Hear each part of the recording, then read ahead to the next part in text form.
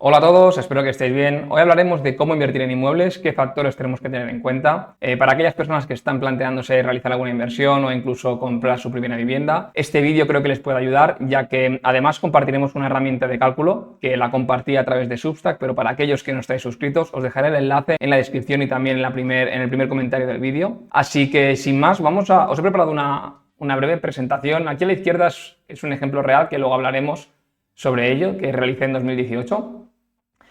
Y lo primero de todo os he puesto 6 puntos, que obviamente hay que hacer más trabajo a la hora de invertir en un inmueble, pero son 6 puntos clave para poder determinar si realmente una inversión en inmueble es buena o mala. Antes de entrar en estos 6, me gustaría diferenciar los dos tipos de activo que tenemos, al menos desde mi punto de vista. Obviamente cada uno los puede clasificar como quiera en real estate, pero básicamente hay dos tipos de activos. El primero es que quieres un activo que te genere flujo de caja, es decir, que básicamente te genere una alta rentabilidad. Por lo general, este tipo de inmueble estará en malas zonas porque vas a comprar barato, pero puede ser que alquiles más en línea en el mercado, en la situación actual que tenemos a día de hoy, ya que los alquileres están muy altos. ¿Qué quiero decir? Puede ser que compres algo por 80.000 euros, que relativamente puede estar bien para alquilar, y que el alquiler pueda ser 650, 700 euros.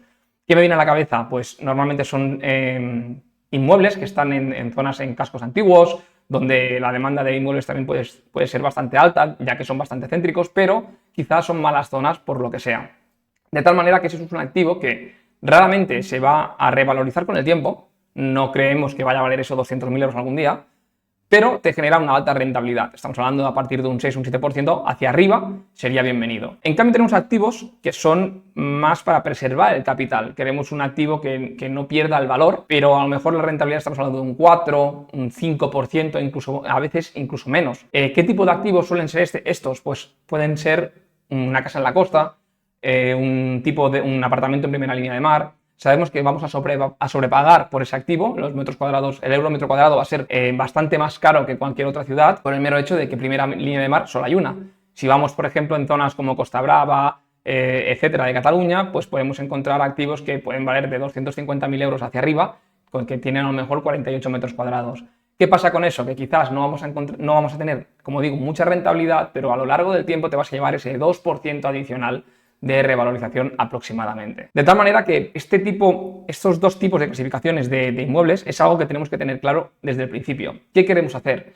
También podemos encontrar un tipo mixto, es decir, quizá no tenemos que ir a un piso que nos dé tan solo un 4%, un 3% y otro que nos dé un 9%, sino tenemos que buscar algo que a lo mejor sea un punto medio, estoy de acuerdo, tendríamos ese tercer tipo. Os he puesto aquí 6 puntos, que básicamente el primero es hacer investigación de mercado. Esto lo tenéis en Substack, os envié hace poco, esta semana, un criterio que cualquier persona tendría que seguir, además de añadir algunos puntos más, que hablaremos ahora. La investigación de mercados se basa en ir al sitio y ver exactamente la zona, no comprar por comprar a ojo, pero además intentar hablar con la gente, irte a algún bar, a algún negocio, preguntar qué tal se vive allí, cómo ve ese bloque, etc. Eso es algo muy importante porque te van a dar información que no vas a encontrar en internet. Alguien que lleva 20 años trabajando allí sabe exactamente cómo es el barrio, cómo es la zona, te puede dar su opinión, etcétera, que te la puedes creer o no, pero al menos intenta hacer esa investigación de mercado entre 2 o 3 personas. Los costes iniciales, tienes que tener en cuenta que esto lo hablaremos también en la plantilla ahora, que no solamente estamos hablando de la compra, habrá que hacer una reforma probablemente o no, el tema del ITP, registros, etcétera. Esto lo veremos un poco más tarde. Los ingresos por alquiler, tener claro a cuánto vas a alquilar, esto es lo que te va a determinar también la rentabilidad de tu inversión. Tenemos que tener claro cuánto nos va a costar y cuánto podemos obtener alquilando esa propiedad. Y no vale hacer ese tipo de estimaciones así a ojo, sino incluso déjate un porcentaje de imprevistos, al menos un 10%, por lo que pueda surgir. Como hemos dicho, también impuestos y comisiones. En el caso de que estés en una inmobiliaria, pues tener en cuenta la comisión que se va a llevar. Intenta negociar esa comisión de alguna manera, teniendo claro que a lo mejor quizá no es un inmueble, sino que quieres comprar un 2 o 3 en función de tu capital. Y mantenimiento y renovaciones, lo que hemos dicho inicialmente, ¿no? Pues que tenemos estos costes iniciales, pero que seguramente, a pesar de esos costes iniciales, durante el trayecto o el periodo de alquiler, vas a tener que hacer un mantenimiento, se va a romper algo, etcétera. Esto tendrás que dejarlo claro en el contrato con tus inquilinos, si dependiendo que se rompa o si es por un mal uso, pues obviamente el inquilino se hará cargo, pero si hay una renovación que tú ya tienes pensado realizarla, pues intenta dejarlo claro desde el principio. Y luego el tema del alquiler, que no hace falta que ajustemos el IPC cada año. Sí que es verdad que mucha gente te diría que hay que subir el IPC anualmente para que se ajuste el alquiler al precio real. Pero a veces esto lo que puede llegar a provocar es que la relación con tus inquilinos no sea buena y que cada 2, 3 años o incluso menos tengas que estar cambiando constantemente de inquilinos. Y eso es una faena. Es una faena porque tienes que realizar entrevistas, tienes que ver perfiles de personas, etc. En cambio, si creas esa relación win-win entre los dos, lo que haces es que tienes un ingreso pasivo, probablemente no ganes igual si no vas ajustando el IPC, pero al fin y al cabo, ¿qué te vas a ahorrar? Haz el cálculo anualmente, son 200 euros, 250 euros, pero y la tranquilidad de tener a alguien que realmente está cuidando de tu activo, pues hay que valorar las dos cosas. Muy sencillo, voy a explicarlo para todos los públicos, luego ya cuando lo descarguéis, adaptarlo como vosotros queráis, modificarlo, incluir las partidas que queréis y ya está. Vamos a suponer un inmueble que vale 100.000 euros y el ITP, el impuesto de transmisiones, es un 10% porque lo queremos comprar para inversión, entonces es un 10%.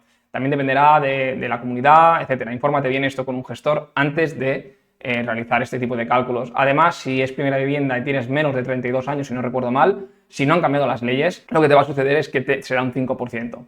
Otros gastos, cuenta 1.100 euros, dependiendo del inmueble, pero notaría, etcétera, estamos hablando de 1.000 y pico de euros. Entonces, el total del coste sería estos 111.000 euros. La hipoteca he considerado 350 euros y esto aquí me paro un momento porque lo que te interesa en una hipoteca es que el tipo de interés sea lo más bajo posible, por supuesto, y los años que sean lo mayor posible. Y tú dirás, ¿por qué? Por dos cosas. Lo primero, porque nunca sabes si es la primera inversión o no. Si vas a realizar una segunda o tercera inversión, lo que te va a pasar es que tu ratio de endeudamiento, en base a lo que tú cobres, va a ser mayor si tienes varias hipotecas. De tal manera que lo que te interesa es que las cuotas sean pequeñas, de 350 400 euros. Como digo, esto es muy subjetivo al perfil de cada persona, si lo compras conjuntamente, de tus ingresos, la edad que tengas, etc. Entonces, voy a generalizar en este apartado. Para ello, aquí también os he puesto una calculadora muy sencilla, la podéis encontrar también por internet, el préstamo que quieres, el tipo de interés, los años y te da una cuota. En este caso, 555 euros por un préstamo al 3% a 20 años y de 100.000 euros. Vamos a suponer una hipoteca de 350 euros, daríamos una entrada del 25% aproximadamente. Los costes mensuales que tendríamos de ese inmueble, pues comunidad, seguros, IBI, etcétera, pues vamos a suponer 113 euros. Podéis aquí incluir los gastos que vosotros queráis, en el caso de que queráis pagar otro tipo de servicios en vez del inquilino, pues esto ya dependerá de vosotros. Finalmente, pues el beneficio bruto antes de impuestos y el beneficio neto después de impuestos. Una vez más, dependerá de tu situación personal este tipo de impuestos, es decir, dependerá de lo que ganes anualmente y de tu renta. Por lo tanto, aquí he considerado simplemente en torno al 24%, que es bastante, así que entendemos que será algo mejor, pero los números no nos alejan muchos. Neto, 2.158 y veréis que una rentabilidad diréis, bueno, es un 94%, sí, pero aquí viene el truco.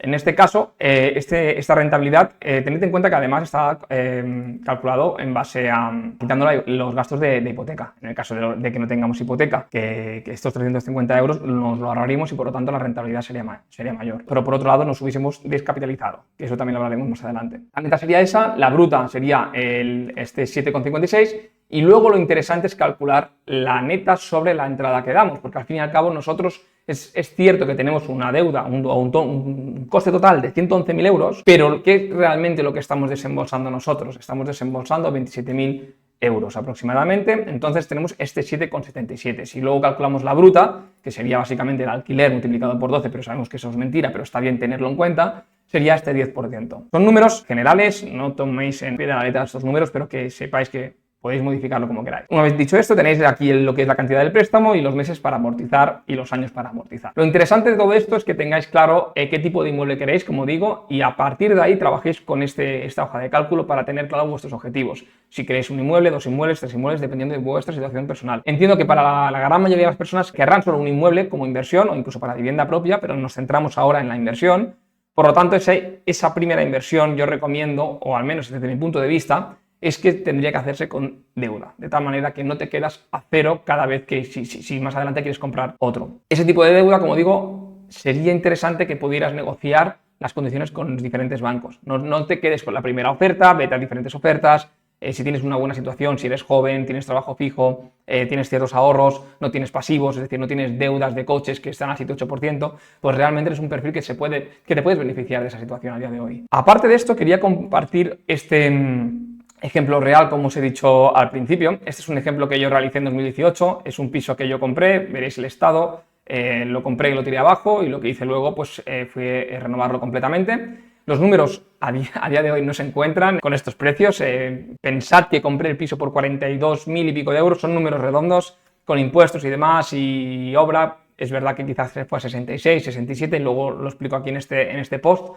Y claro, un piso de 3 habitaciones por menos de 70.000 euros en 2024, pues realmente es bastante difícil. La zona no era la de las mejores, pero tampoco era de las peores, de tal manera que era una zona media. Dicho esto, lo alquilé durante por 550 euros durante 4 años y pico. Esto nos da un total que, teniendo en cuenta el ingreso del alquiler más a posteriori la venta, que lo vendí aproximadamente por 87.000 euros, nos da un total de 105.000 euros en total, alquiler y venta, que como veréis aquí en el cálculo es de 10,68% anualizado. Esto le he restado algunas renovaciones que no he tenido en cuenta para simplificar el cálculo y nos da un 9,2% de rentabilidad anualizada.